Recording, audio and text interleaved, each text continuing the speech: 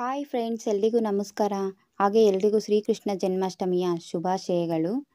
ಕೃಷ್ಣನಿಗೆ ಅವಲಕ್ಕಿಯಿಂದ ಮಾಡಿರೋ ನೈವೇದ್ಯ ತುಂಬಾ ಶ್ರೇಷ್ಠ. ಅದಕ್ಕೋಸ್ಕರ ನಾನಿವತ್ತು ಅವಲಕ್ಕಿ ಕೇಸರಿಬಾತ್ ಮಾಡೋದು ಹೇಗೆ ಅಂತ ತಿಳಿಸ್ಕೊಡ್ತಾ ಇದ್ದೀನಿ. ಬನ್ನಿ ಹಾಗಾದರೆ ಹೇಗೆ ಮಾಡೋದು ಅಂತ ನೋಡೋಣ. ಸ್ಟವ್ ಮೇಲೆ ಒಂದು ಕಡಾಯಿ ಇಟ್ಕೊಂಡಿದ್ದೀನಿ. ಕಡಾಯಿಗೆ ನಾನು ಮೆಜರ್ಮೆಂಟ್ ಕಪ್ಪಲ್ಲಿ 1 ಕಪ್ ಆಗೋಷ್ಟು ಗಟ್ಟಿ ಅವಲಕ್ಕಿನ ಸೇರಿಸ್ಕೊಂಡಿದ್ದೀನಿ. ಈ ಅವಲಕ್ಕಿನ ಮೀಡಿಯಮ್ ಫ್ಲೇಮಲ್ಲಿ ಇಟ್ಬಿಟ್ಟು 1-2 ನಿಮಿಷ ಹುರ್ಕೊಳ್ಳೋಣ. ನಾವು ಕೇಸರಿಬಾತ್ ಮಾಡೋದಕ್ಕೆ ಪೇಪರ್ ಅವಲಕ್ಕಿ ಎಲ್ಲ ಯೂಸ್ ಮಾಡೋದಕ್ಕೆ ಹೋಗಬೇಡಿ, ಚೆನ್ನಾಗಿರೋದಿಲ್ಲ. ನೋಡಿ, 1-2 ನಿಮಿಷ ಚೆನ್ನಾಗಿ ಹುರ್ಕೋತಾ ಇದ್ದೀನಿ. ಸ್ವಲ್ಪ ಕಲರ್ ಚೇಂಜ್ ಆಗಬೇಕು, ಅಲ್ಲಿವರೆಗೂ ಹುರ್ಕೊಳ್ಳೋಣ. ಕಲರ್ ಚೇಂಜ್ ಆಗಿದೆ. ಈಗ ನಾನು ಗ್ಯಾಸ್ ಸ್ಟವ್ನ ಆಫ್ ಮಾಡಿಬಿಟ್ಟು ತಣ್ಣಗಾಗೋದಕ್ಕೆ ಇಟ್ಟಿದ್ದೀನಿ.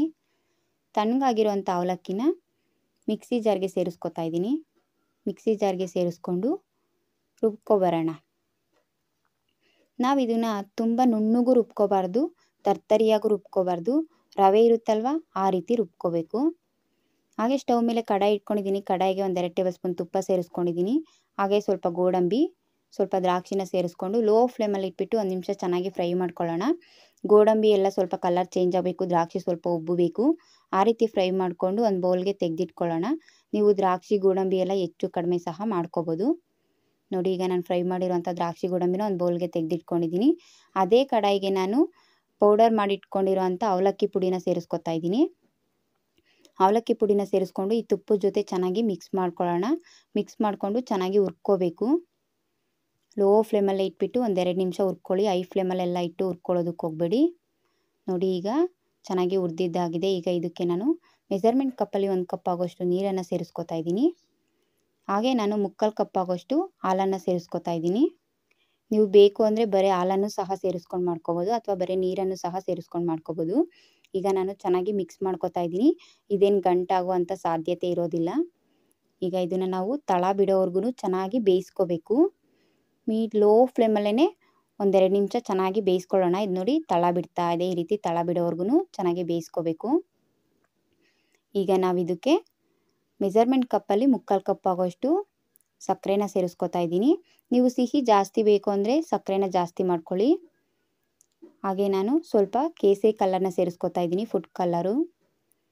ಹಾಗೆ ಸ್ವಲ್ಪ ಏಲಕ್ಕಿ ಪುಡಿ. ಈಗ ನಾವು ಇದನ್ನು ಚೆನ್ನಾಗಿ ಮಿಕ್ಸ್ ಮಾಡ್ಕೊಳ್ಳೋಣ. ನಾವು ಸಕ್ಕರೆ ಸೇರಿಸೋದ್ರಿಂದ ಫುಡ್ ಕಲರ್ ಇದೆಯಲ್ವ, ಅದೆಲ್ಲ ಚೆನ್ನಾಗಿ ಮಿಕ್ಸ್ ಆಗುತ್ತೆ. ಮಿಕ್ಸ್ ಆಗಿ ಚೆನ್ನಾಗಿ ಕಲರ್ ಬರುತ್ತೆ. ನೋಡಿ, ಈಗ ಇದನ್ನು ನಾನು ಲೋ ಫ್ಲೇಮಲ್ಲೇ ಇಟ್ಬಿಟ್ಟು ಚೆನ್ನಾಗಿ ಮಿಕ್ಸ್ ಮಾಡ್ಕೋತಾ ಇದ್ದೀನಿ. ಎಲ್ಲ ತಳ ಬಿಡೋ ರೀತಿ ಚೆನ್ನಾಗಿ ಮಿಕ್ಸ್ ಮಾಡಿಕೊಂಡು ತಳ ಬಿಡೋ ರೀತಿ ಬೇಯಿಸ್ಕೋಬೇಕು. ನೀವು ಆದಷ್ಟು ಕೇಸರಿಬಾತ್ ಮಾಡಬೇಕಾದ್ರೆ ಲೋ ಫ್ಲೇಮಲ್ಲೇ ಇಟ್ಬಿಟ್ಟು ಮಾಡ್ಕೊಳ್ಳಿ. ನೋಡಿ, ಈಗ ಚೆನ್ನಾಗಿ ಕಲ್ಲರು ಎಲ್ಲ ಚೆನ್ನಾಗಾಗಿದೆ. ಹಾಗೆ ತಳನೂ ಬಿಡ್ತಾ ಇದೆ. ಈಗ ನಾನು ಫ್ರೈ ಮಾಡಿಟ್ಟಿರೋಂಥ ದ್ರಾಕ್ಷಿ ಗೋಡಂಬಿನ ಸೇರಿಸ್ಕೊಂಡು ಚೆನ್ನಾಗಿ ಮಿಕ್ಸ್ ಮಾಡ್ಕೋತಾ ಇದ್ದೀನಿ. ನೋಡಿ, ಎಷ್ಟು ಚೆನ್ನಾಗಿ ತಳ ಬಿಡ್ತಾ ಇದೆ ಅಂತೇಳ್ಬಿಟ್ಟು. ಈ ಕೇಸರಿಬಾತ್ ಅಂತೂ ಬಾಯಲ್ಲಿ ಇಟ್ಟಿದಂಗೆ ಕರ್ಗೋಗ್ಬಿಡುತ್ತೆ, ಅಷ್ಟು ಟೇಸ್ಟಿಯಾಗಿರುತ್ತೆ. ಅಷ್ಟೇ ಅಲ್ಲ, ಇದು ನಾವು ತಣ್ಣಗಾದ್ಮೇಲೂ ಸಹ ಅಷ್ಟೇ ಸ್ಮೂತಾಗಿರುತ್ತೆ. ನೋಡಿದ್ರಲ್ವಾ, ಕೃಷ್ಣ ಜನ್ಮಾಷ್ಟಮಿಗೆ ಕೃಷ್ಣನಿಗೆ ಪ್ರಿಯವಾದ ಅವಲಕ್ಕಿ ಕೇಸರಿಬಾತ್ ಮಾಡೋದು ಹೇಗೆ ಅಂತೇಳ್ಬಿಟ್ಟು. ಹಾಗಾದರೆ ನೀವು ನಿಮ್ಮ ಮನೇಲಿ ಒಂದ್ಸರಿ ಟ್ರೈ ಮಾಡಿ ನೋಡಿ, ಹೇಗಿತ್ತು ಅಂತ ನನಗೆ ಕಮೆಂಟ್ ಮಾಡಿ ತಿಳಿಸಿ. ಈ ವಿಡಿಯೋ ಇಷ್ಟ ಆದರೆ ಲೈಕ್ ಮಾಡಿ, ಶೇರ್ ಮಾಡಿ, ನನ್ನ ಚಾನಲ್ನ ಸಬ್ಸ್ಕ್ರೈಬ್ ಮಾಡ್ಕೊಳ್ಳಿ. Thank you.